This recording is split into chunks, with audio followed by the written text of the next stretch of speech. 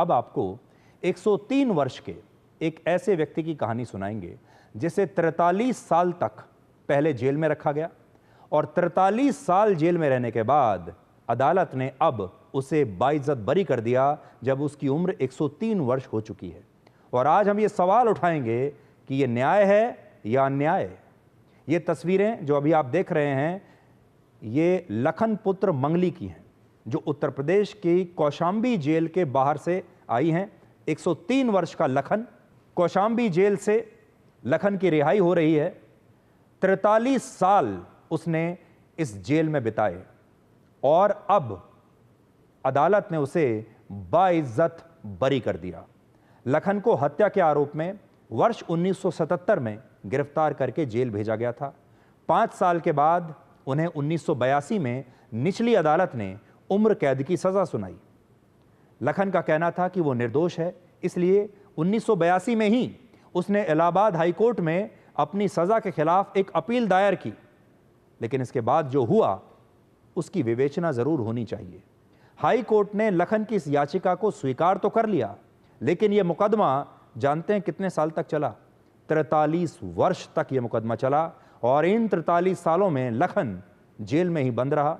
और Allahabad high court ने 2 मई 2025 को उन्हें बाइज्जत बरी किए जाने का आदेश दिया और लखन 20 मई को रिहा हो गए। 103 वर्ष की उम्र में ये बुजुर्ग इस उम्र में जाकर अब रिहा हुए हैं। लेकिन बड़ी बात यह है, आज हमारे देश के लोग इस बात को अच्छी तरह से जानते हैं, अगर किसी दिन आपकी किस्मत खराब हो और आप किसी मुकदमेबाजी में पड़ जाएं, हमारे देश में वो परिवार जो किसी न किसी अदालत में कोई ना कोई मुकदमा लड़ रहे हैं, वो इस बात को जानते हैं कि हमारे देश में मुकदमा लड़ना पहली बात कितना महंगा है, इसके लिए आपके पास कितना पैसा होना चाहिए, और दूसरा आपके पास इंतज़ार करने का पेशेंस होना चाहिए। आपकी आधी ज़िंदगी क्या पूरी ज़िंदगी भी एक मुकदमे में लग सकती है। कितने लोग ऐसे हैं जिन्होंने लोन लिया है, उधार लिया है, अपनी ज़मीनों को बेच दिया है, अपने मकानों को बेच दिया है, सिर्फ इसलिए ताकि वो अदालत से न्याय ले सके।